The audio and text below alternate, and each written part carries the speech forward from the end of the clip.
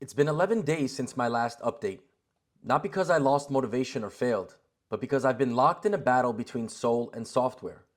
One fights for freedom, while the other clings to the comfort of old programming.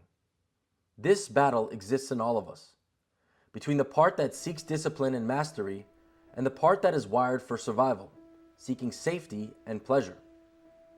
The problem is that modern dopamine overstimulation has strengthened the wrong side, the software.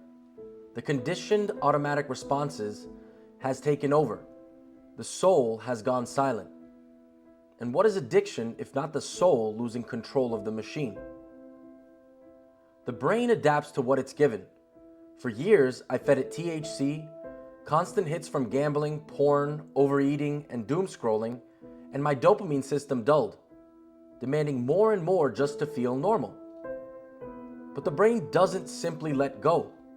It reroutes, desperately searching for the next source of pleasure.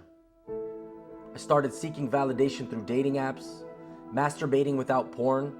I was still chasing the same reward substances once provided. Even after removing the biggest addictions, my mind still craved escape.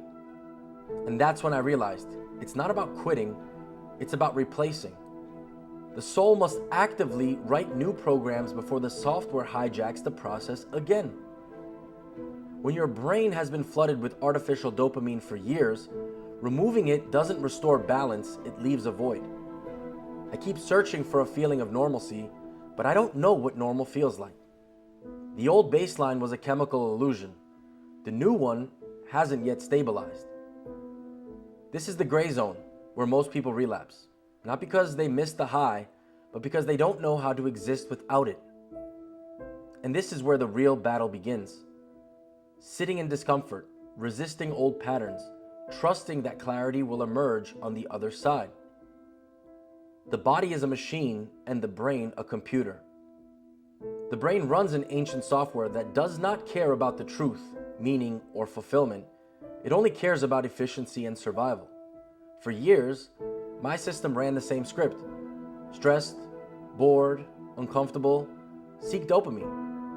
The software does not question its commands. It only follows orders, and if the soul does not take control, the software will run the same loops forever. But my soul, the true programmer, was buried beneath it. Every day, I have a choice. Run the old program, or go through the pain of recoding.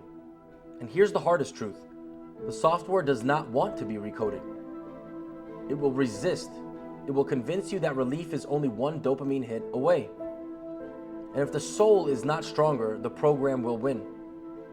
The medicine is simple, the execution is war.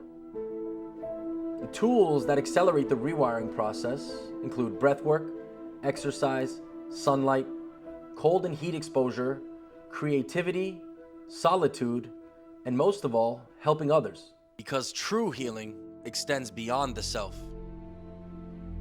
Once you see the programming, you can't unsee it. You can relapse, but you will never again be unconscious to the pattern. You either step forward into transformation or retreat into an illusion that will never feel the same again. The next part of my journey is recognizing that my body, the hardware, must be optimized too. I'm not just recoding my mind, I'm training my body to align with it. For the next 100 days, I will not only test this system mentally, but physically. This is no longer just a mental journey. It's about aligning hardware and software, body and mind, soul and machine. And when they speak the same language, the system is unstoppable.